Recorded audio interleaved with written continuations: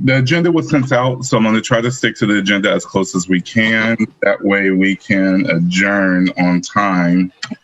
I am going to minimize my screen, so if you all need to get my attention, just blurt out, get my attention, because when I minimize the screen, I only see, like right now, I just see Anna's face, since I don't see everybody else on the call right now. So real quickly, starting with old business. When we had our last commission meeting, there was a request for us to create a letter with everything going on this past summer with George Floyd, Breonna Taylor, the protesting, the marching, was to create a letter pledging support and recognizing the allyship that we can provide to some of the movements that are going on right now, in addition to just pledging our support, condemning violence on differences of diversity and identity. And to be honest with you, it was a little difficult to write that letter. It was difficult to go through those emotions and go through the recognizing of what we are going through as a nation, as a culture, and as a community. But it was also a little difficult because specifically we were writing the letter. I did the first draft, and right now I believe that we're in the final stages of that draft of that letter to come out, because even though we live in a sensationalism news cycle, so even though protests and marches are not on TV or on CNN, they are still happening all over the country and all over the world right now still. But the letter was to be written with a support towards Black Lives Matter, both as an organization, but also as Black lives within the Athens community, within Ohio, and the country as well. The difficult part that I found was articulating the entire spectrum of Black people in that letter. So when we say Black Lives Matter, my opinion is we are saying that Black queer lives matter, Black lesbian lives matter, Black trans lives matter. But more specifically, they're looking at the intersection of the Black identity and those that identify within the disability community as well. We see that there's a strong overlap. And so it was hard to articulate that itself, to be honest with you, because you can literally list off all the identities within the Black diaspora, whether they are international, African, Black, African American, those that consider themselves Negro.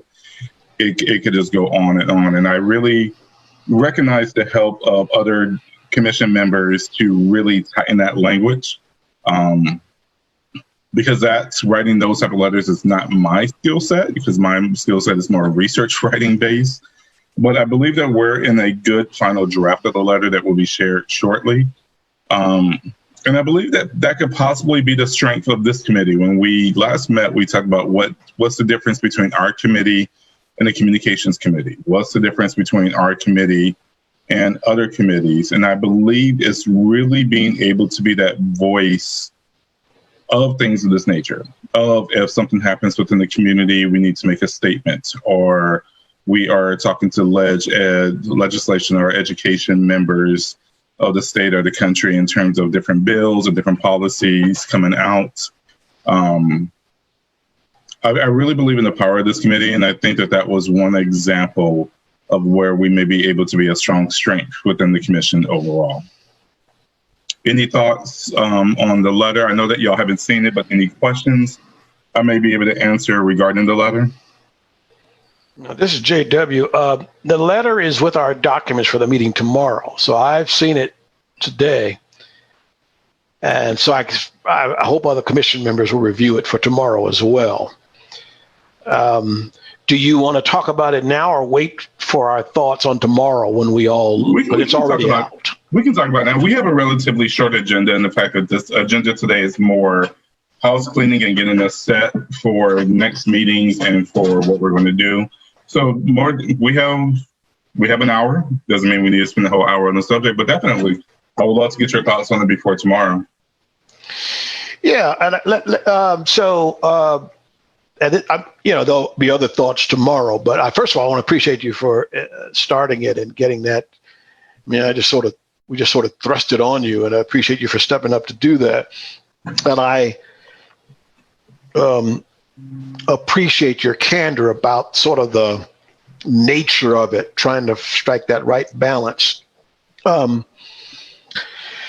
There were a couple places, and again, I'm going to go with the majority. I mean, people, I'm sure will probably vote on the letter or so I'll go with the majority, but a couple places where I think where you were trying to capture, there was a part of me that wanted to say, all Black Lives Matter, right? Mm-hmm. As you were saying, because that's been sort of my sort of ambivalence, because all Black lives have to matter. And I think that's the kind of message we want to send as well, as you already said, in terms of the other.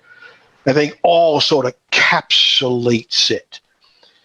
Now, I'm just going to be honest with you. I have some issues with the organization of BLM, right? Some of their tenets, looking at their manifesto is kind of interesting to me, but I don't have any problem with some of the issues that the group is trying to get at. I think there's a big difference between defund police and reform police. So that's my own sort of personal take on some things. So I'd like to think about the other thing that was sort of rolling around in my head, Sly, is there were times, if this was our goal, I can't remember, if our goal was just to support Black people with disabilities, that's one thing. Or are we trying to support all people with disabilities,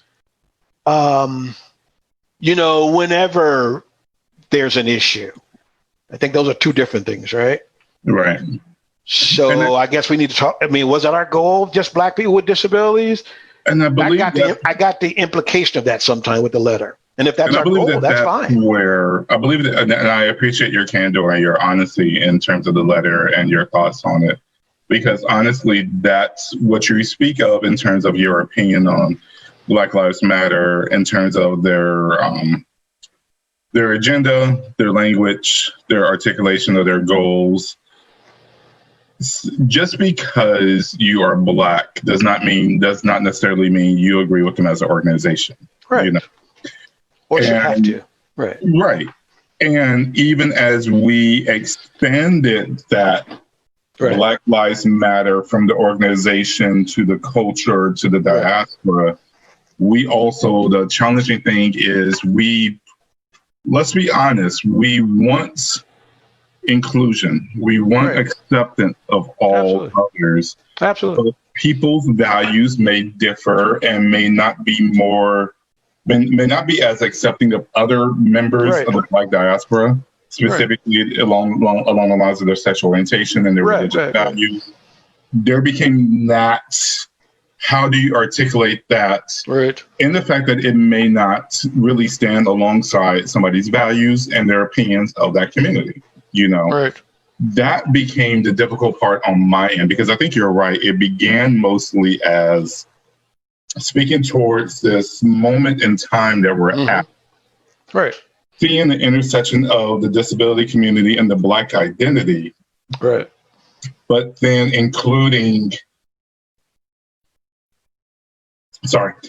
also including, because Dr. Lewis and I spoke about this as well, once we included the language of Black LGBTQIA members, Black queer, Black trans, it's like, but wait a minute, this is shifting a little bit away from the original purpose. And although it does some great good to articulate that wasn't our purpose and the foundation of our purpose. So should those be separate letters? And it was a little difficult as well, because we were writing this in June, which is Pride Month.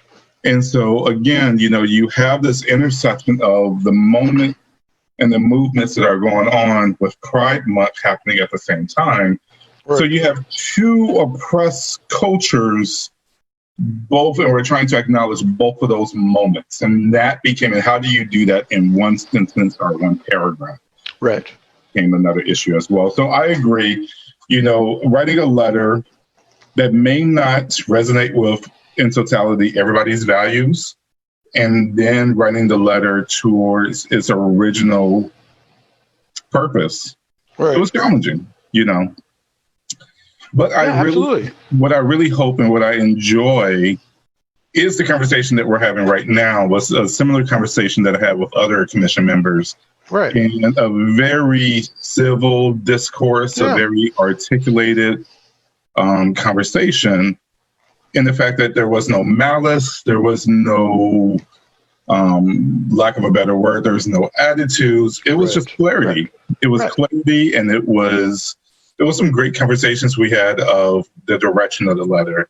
Good. And then future examples or future opportunities that may come up, because let's be honest, the struggle is never over. So there may be other letters that we have to write. Oh, yeah, absolutely. For Women's History Month, or for Black History Month, or for Chicano Month. You know, there's a lot of different things that we pledge our support in. And how do we articulate that as the body that's a good point. that we are? You know? And I guess you're right. If we can see this as a series of future letters, not our one all to be all, that makes sense to me.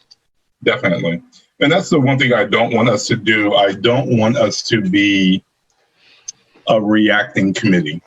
I don't want us to just be in that sense or be in that space of we're responding to hot topics. I would love for us to be proactive and to be able to engage different members, whether it's community members, our own members of our commission, but actively set that agenda for the next year of where we may see different letters that may come out. You know, specifically with the ordinance that came out yesterday in terms of the mask. You know, it's a big thought or conversation that needs to happen. You know, equity with masks. Does everybody have the ability to get masks, and those with disabilities and things of that nature? So even then, those are conversations we should be having sooner than later, because, you know, the ordinance has already passed. And so we are for the betterment of the community. We're wearing masks, but, you know, how does that affect the community that we are hoping to serve and be there for? Anna, we're rambling. You have right. I didn't want you to feel left out. Oh, no, I'm not. I'm sometimes the role is just to listen. I wish I could see the letter. But I don't, or I haven't. So I can't really comment on it. It's out with our agenda for the meeting tomorrow. So I assume it's on the web page somewhere. But it's a good start. And I think be interesting to see the discussion. I think it's pretty close, especially I like the sense that, you know, it could be one of a few more. That's fine with me as issues come up. Definitely. I like the last part of it. I really like the last 3 or 4 lines. I really do. There's a part of me that wanted to flip-flop some of that at the bottom, put it at the top. It's like, that's pretty good. So we should be able, as a commission, be able to wrap that up tomorrow and put a dot on that. And again, you know, it's very timely because, again, I keep my nose to the ground because diversity and equity work is what I do 9 to 5. I mean, that is my day job, but it's also the way I live my life. And so, although the protests here in Athens have calmed down in terms of the number and how many times they're happening, you know, also in Columbus or Cincinnati, you know, there are still people being oppressed, and there are people that are still protesting for equity in different parts of the country. You know, people are still saying Breonna Taylor's name for justice. And so just because it's not happening in front of us, it's still happening somewhere. So, yeah. All right, let's move on down to new business. So the meeting structure, time and date. I really want to have a conversation to really finalize how we wanted to meet, when we want to meet. And I'll be honest with you, in the first, because this is my first time really without Noah scheduling the meeting and things of that nature, it was new to me. I'll just put it that way. It was new to me. That's cool. Yeah. In terms of, because we are a commission or a portion of the commission, because of the city responsibility that we have, and that it has to be public, it's a timely manner that the agenda has to be set, has to be sent, has to be made public. The Zoom has to be made public and things of that nature. That was all brand new to me. I am so quick of a person to say, oh, we need to meet. Let's do it tomorrow. Let's do it in a couple of days, which is what I was doing last week when I thought we were having a commission meeting last week, but it was actually just the accessibility committee that was meeting. And you had it right the first time. Yeah. And so that's when Dr. Lewis mentioned to me, she goes, well, just a reminder, you need to email this person with the agenda and so forth. And so I'm going to do my best to type that up and get that in order so we can have benchmarks or place markers of when the It looks like everybody's sort of doing like a week before the commission meeting, trying to have a meeting of the committees. So if we stay with that approach, looks like some are having them on every, once a month on Thursdays, once a month on Wednesday. This is a Tuesday. Maybe that ought to be our day. I don't know. Well, and that's what I wanted to get. I wanted to get some suggestions where I can take it to Patty, who is the person in the mayor's office who organizes and structures the meetings. I want to give her some options because there was a little bit of confusion on this time slot and a different committee because it was believed this was their time slot, but they actually met last week. So because of that, we were open this week. So I want to get some thoughts from you all so I can take it to Patty, see what opening. And because we're doing Zoom and this is public and this is being recorded, then there's the allocation of resources and time. So I wanted to get some thoughts. Personally speaking, for the last 5 weeks, I've been teaching the class Monday evenings around 4:30, but this is going to be my last Monday coming up. I sit on another board. I sit on the Mount Zion Preservation Board, and they are actually meeting in 6 minutes, but they know I'll be late for that meeting. But I am, it is just me here in Athens. And so because of that, I'm really flexible. The only thing this cuts into is my dissertation time and my gym time. So I can go with the flow and I can go with the majority of if there is, I don't have a babysitter this day is better for me, or I'm taking a class this day, or if I'm teaching a class, I am open to any suggestions. Yeah, me too. I mean, I'm pretty flexible. So if we pick the right, pick an evening that doesn't, mess up somebody other committee, I'm open to it. Anna, I think you're the tiebreaker then. Yeah, I know. I mean, the only time that's really off limits for me is like, 12 to 4 in general is not great. Like mornings are great. And then anytime after 4. I like this time, 5:30, even 6 on like a Monday or Tuesday would be great. But like you said,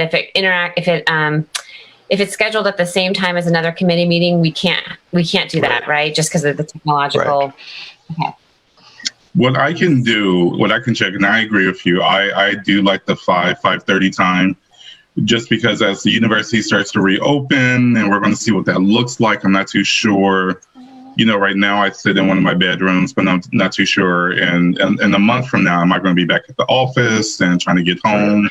Things of that nature. So I like the 5 or 5:30 time. 5:30 to me is actually a little bit more feasible. Gets me to shoo students out of my office before I can close the door and log on with you all. Right. I do also like meeting before, like if we're meeting the week of a commission meeting before the commission meeting. So if we are meeting Wednesdays, I believe we meet the second Wednesday of the month. If we meet, I will have a preference on that Monday or Tuesday before the meeting. Right. Yeah, me too. So I think Noah pointed out last week that we have to update the agenda for the commission meeting like a week in advance or a few days in advance. So I thought we had said we should have the meeting the week before, the commission meeting, so that they have our agenda items or our minutes or something like that. I think that's what Noah said.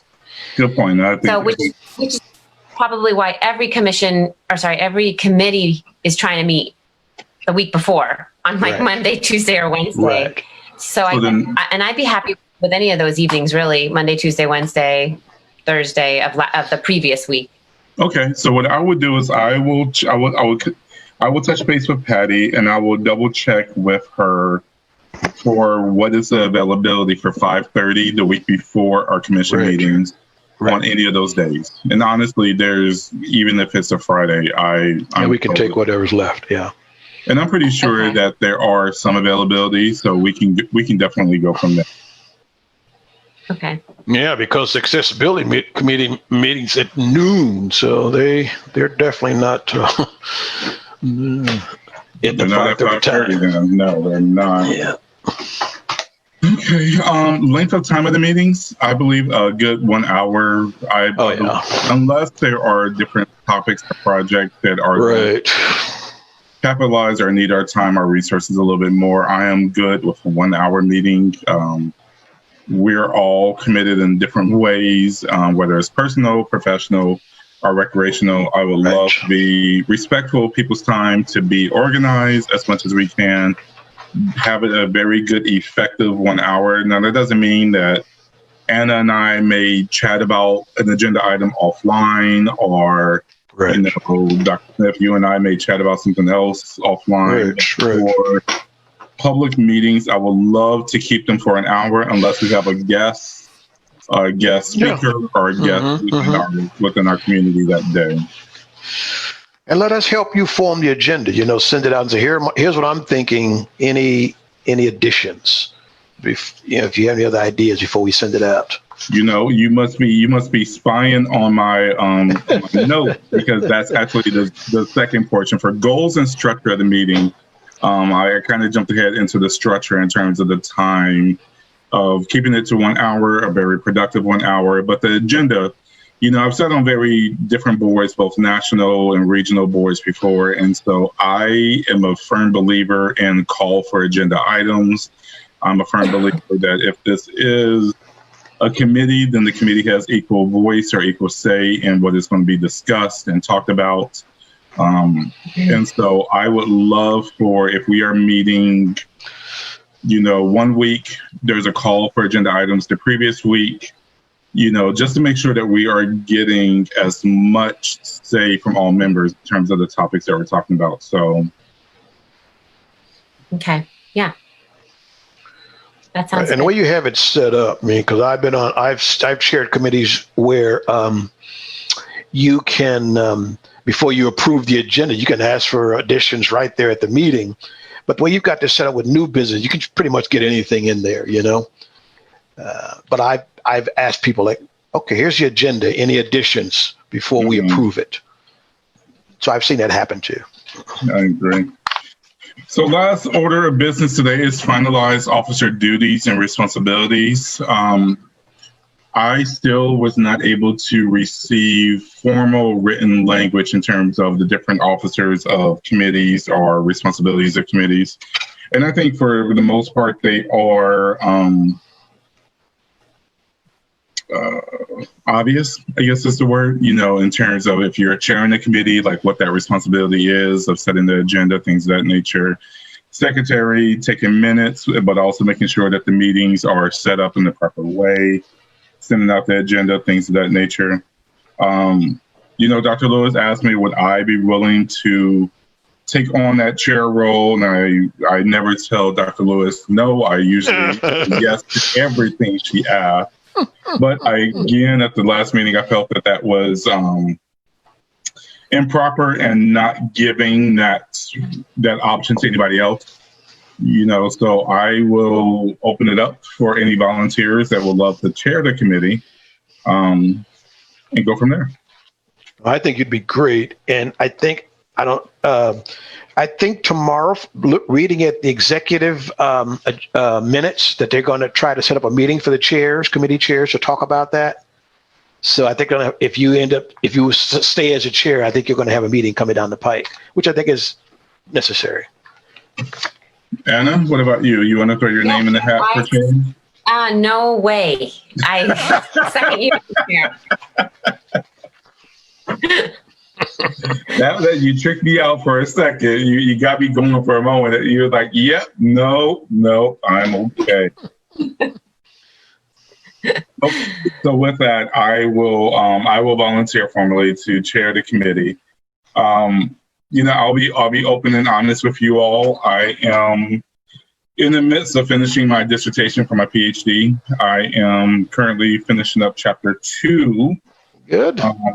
Yeah, that lit review is something else. Nice. And You so got an outside committee member. If you need somebody, let me know, brother. I'll help you out. will do. I will let you know. So I say that for full disclosure that, Right. if emails come my way, if it takes me a couple hours to get back, no problem. I'm usually stuck between, especially the libraries being closed, I'm stuck on Google Scholars. So I will report that in next week. I think we may need a secretary. I'm not too sure in terms of taking minutes and agenda items. I will hold off on getting that volunteer set just to make sure that there are no other responsibilities or no other positions we need to fulfill. I do know we need a chair, and I think that's the main priority right now. So I am okay stepping into that role as well.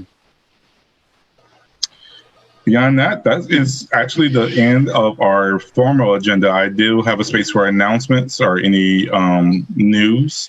You had one meeting before this one, right? As a committee.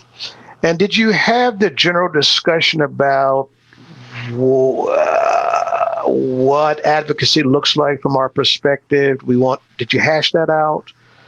We actually kind of did, because we were really trying to determine and decide what is the role of what this committee plays and how does that differ from the communications committee, the accessibility committee. So we talked about, Anna, feel free to, I'm an old man, so my mind can have gaps in it. Yeah. But we talked about, the advocacy of the community and the commission within Athens. But I think it was Anna that also brought up, the legislative and the education components of both statewide or national-wide, and making sure that we're staying on top of that. If there's any language or any new laws that we're seeing that needs to be fixed, that we are, again, and that's where that proactive monologue came in, to make sure that we're not just responding to things, but then we are getting a heads up on those matters that we can actually be proactive and get ahead of. Right. Yeah, and I think we just had sort of a brainstorming session, and it became clear that the word advocacy is a little, in its true sense, it's proper, like the Latin root of it's like that's where lawyer comes from, the sense of legislation and such. But everyone on the commission is an advocate, right? And every committee feels like they're trying to advocate for people with disabilities and such. So in a little way, it can also be a little misleading, because we brought up the example of advocating for a bathroom in the city pool, but that's not really, that's more the accessibility committee. And so there's the challenge of not repeating other efforts like the outreach committee forming partnerships or educating people on people with disability issues. So I was actually going to show you when Dr. Lewis asked me if I wanted to be part of this, she wrote up what the advocacy committee is, and I'm just going to put it in my chat. And just something to consider as we talk about this. Okay. So it says, I don't know if large broadcasts can see it, so I'll read it, but it says the advocacy committee reaches out to legislators, both local, state, and national, about legislative matters, writes letters to the editor and letters to legislators, and networks with other groups. The advocacy committee shares disability-related information with the communications committee to publicize issues. So that's, I don't know if that's written in gold, but that's what she wrote to me. And I didn't know if we wanted to edit that or there was editing power, or that's something you guys want to bring up in the meeting tomorrow to clarify the role of the advocacy committee. Yeah, I think we ought to continue this discussion, because I think we ought to add to that. A part of me says we need to also try to find individuals in issues where our specific advocacy can be utilized. It might be one of us has to go to a court hearing with the person with the disability, or has an education issue with one of the schools and needs one of us to sit in with them for an IP or something like that.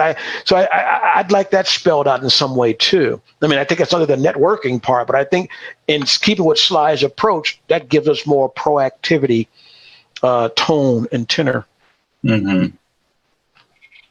And so and I think that's great ideas, but how do we not, like, is the role of the commission to serve the city council in terms of being a voice to help them make legislation that serves the people with disabilities? Like, is our role to serve them? Because I know there's also the county board that does things like attend IEP meetings, or, people like social, or not, but the service worker will attend the court.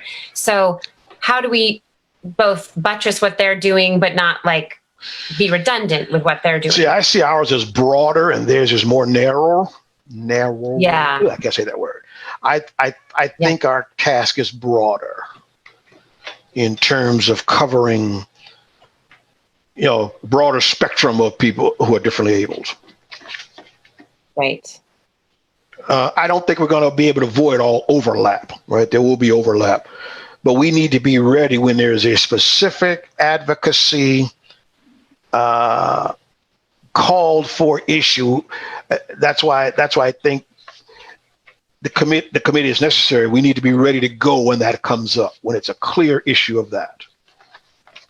One thing that I will definitely look into, I'm a big fan of not reinventing the wheel. Right. I'm a big fan of benchmarking. So I'm curious to know what other, and it'll be difficult because, you have to take in the environmental city characteristics as a variable. But I'm curious to see what other similar commissions or committees like ours, what is the work that they're doing?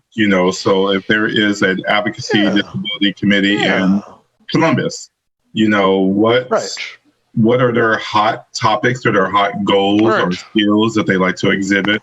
And of course, it's not one thing just to mimic what other organizations are doing, but I'm curious to see like how they define advocacy. And I think, and Dr. Smith, that was one of the big conversation pieces that we had last time we met. The word advocacy, the word advocate, means a lot, means different things for different people. Coming from the Southwest, where immigration is a hot topic. Yeah, absolutely. I know what advocacy means for me, and that usually means standing next to somebody in a march or in a protest, petitioning, things of that nature. Right. And for you, advocacy, may mean something different to you, or your identity as an ally and so forth. And so that's where I think that as we continue this work in this committee, we can really create a strong definition and purpose for this committee versus I appreciate the text and the language, but I do see the vagueness in it. I do see that gray area in that. And and what gives me pause, Sly and Anna, is that, and Anna's correct, I've since you were talking there, Sly, and sorry for cutting you off, but I had to get this out. Brother. All the committees I've served on over my career, I think this will be the first advocacy committee, and that's bothering me. I'm like, whoa, I never thought about that. So that's interesting to me. Wow. My hope and my goal is as we start to define what advocacy, how we define advocacy, but also what are the needs of advocacy here in Athens, that we'll be able to take this language of reaching out to legislatures, both local, state, and national, and legislative matters, to really fine tune that, to really showcase the skills, but also the positive impact that we're looking to have. Because I think that's what I see that's missing in this, is what is that purpose of these letters? What is the purpose of writing letters to editors and letters to legislators? Like, what is that goal that we are trying to accomplish and meet as a committee and as a bigger part of the commission, as a bigger part of Athens as well? Right. And maybe, and I think one area that probably not any of the other committees is working on is if one of us or two of us could kind of keep abreast of the latest hot topics from, Columbus government in terms of like what bills are trying to be passed or budget decisions made that affect people with disabilities. And then being able to translate those into, the layperson's tongue to the commission, who that can then say, hey, city council, do you want to take a stance on this issue? I think a letter from the mayor of Athens saying, we support bill number 340, for disabilities, and even getting other mayors across the state to support it. Like that has teeth when when the legislators go to vote. So I think we can also be some connective tissue for the city council itself for what's in the pipeline legislatively. That could be one arm of what we do since the laws were changed. I agree. Yeah. That's right. That's our niche. That's right.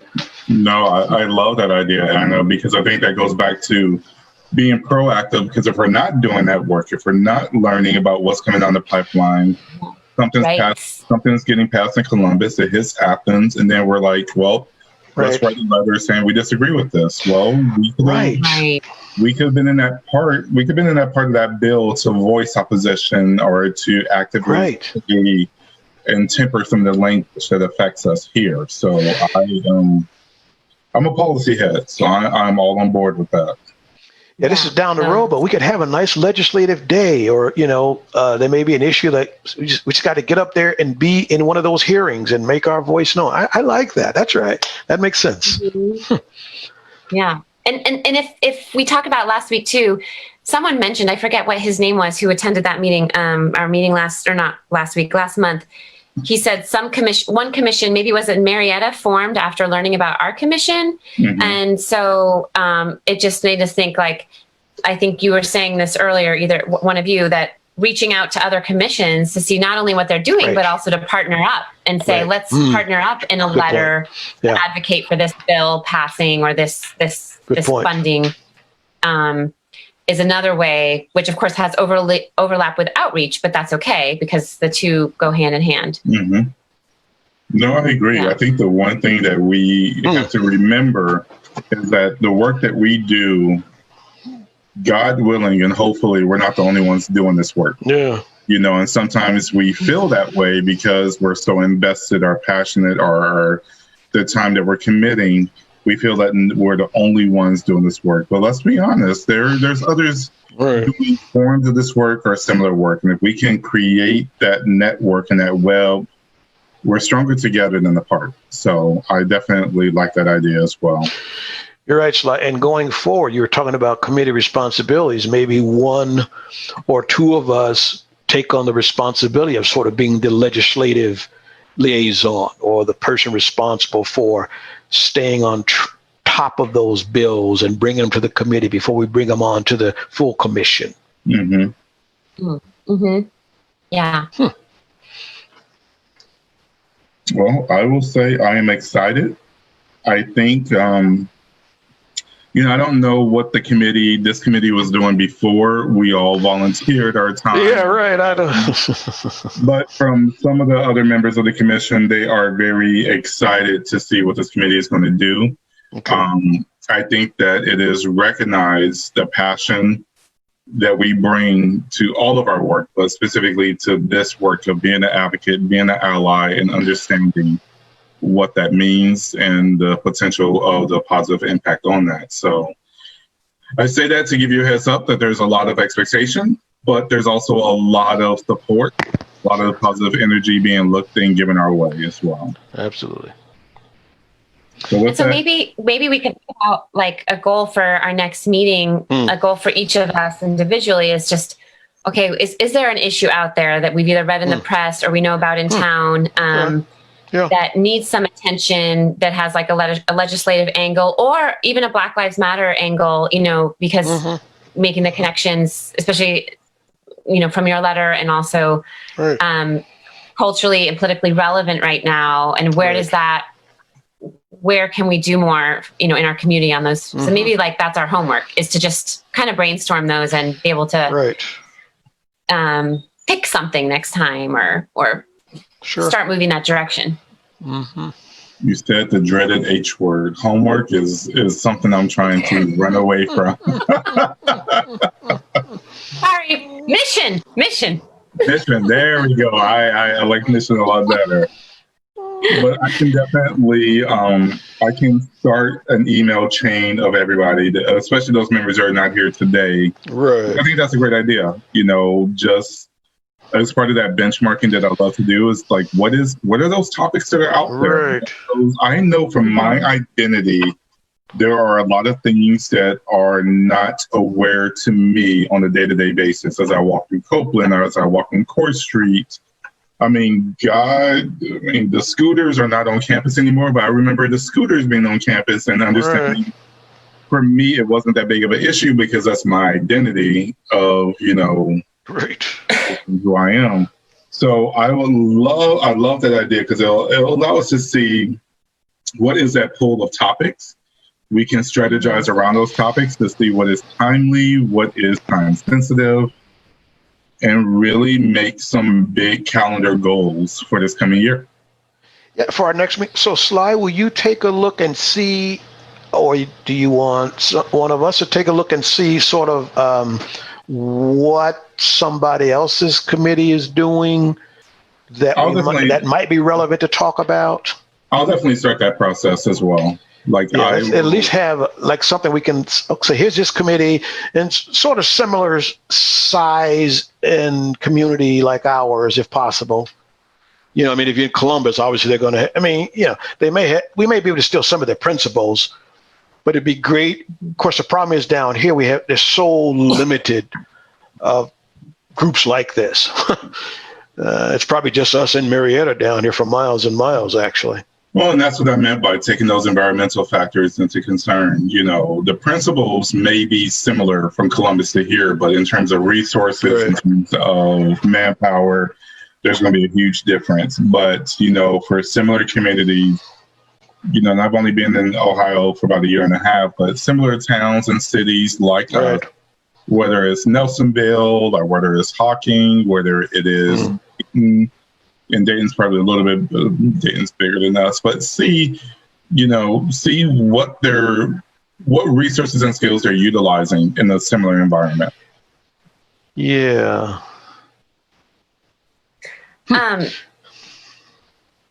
So I just want, where are you from, Sly? Are you from Ohio? Arizona. Oh, really? Yeah. I was born there, actually. I was born there, but I didn't grow up there. I'm originally from Chicago, so that's my hometown. Okay. I just wanted to give an example. Do you guys know the ARC of Ohio, or the ARC organization? Oh, yeah. I've heard of ARC, yeah. So, for example, they sent an email later or earlier this week, or maybe it was last week, where Congress reconvenes on the July 20th. Yeah. To discuss Medicaid funding, right.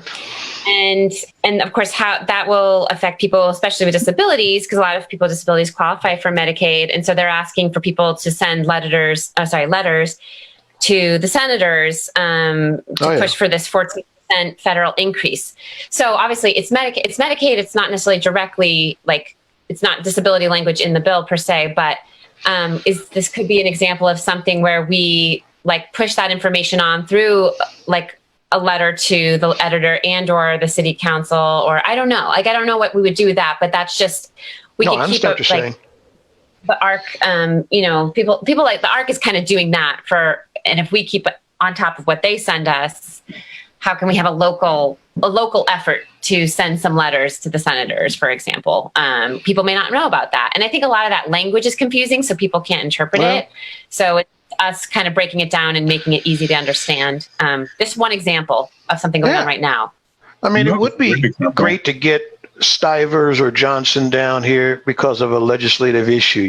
They got us half and half down here in this county, and it would be nice to have a reason to either have them come or go up to see them about an issue that's very relevant to us here. Yeah. Okay, well, I'll forward you guys that email. Look, after you Please. send an email, so I'll also forward you that Please. content of that email Please. or that issue, and we can discuss whether we want to just do something in the interim. They're reconvening on the 20th, so it's very soon. Sly, if you start that email thread, we Yes, sir. can piggyback on that, and I can send you guys a couple things too while we mull around for our ideas for next meeting. Okay. I am on Samara, board. so we got Samara and Noah, right? The other two members. So that's good. We got 5. That's a good committee. That's good. Well, all right, family. Any announcements or any new breaking news? No, I don't know if we come to the decision about if we're going to try to do anything for the 30th anniversary on the 26th. Maybe we'll talk about that tomorrow. Mm-hmm. But I hope we'll try to do something for the 30th anniversary. It's on a Saturday. No, that's a Sunday. But I hope we try to do something, but it's sort of close. So we'll see. Okay. Okay. All right, family. This was a great meeting. I am excited. Yeah, maybe we can all get here at the same time. Next time we'll get her going. Yes, sir. All right. Well, everybody take care. Wear your mask. I'm so confused. I got you. I got you. I guess the advocacy of wearing masks, but I will say this, take care and be safe. Right. As we expect, I know from the university stance, as we expect more and more students, undergrad and grad, start returning to Athens. Of course. We're going to see our numbers expanding, Absolutely. And it's a difficult time because I was on Court Street today around 10 o'clock this morning, and it's not the Court Street that I first met. Right. It was a solemn place. Yes. And my fear is if this continues, I don't know what we're going to look like after. Yes. So be safe. Yes. But I also don't want that. I also want us to be able to live our lives free and live our lives, with the passion we have. But be safe. Yeah, and no matter what we think about a lot of this, those are a lot of livelihoods of people. People's jobs and families. It's tough. Yeah, small business owners right now. They get all the positive thoughts I can send them right now because I know individuals are struggling, but their hopes and dreams are struggling as well. So absolutely. Yeah. All right, Mr. Chair. Good meeting. Okay. All right, see you tomorrow night, evening, 5:30 for the big one. Hey. All right. Nice to meet you, Anna. Yeah. All right. Bye.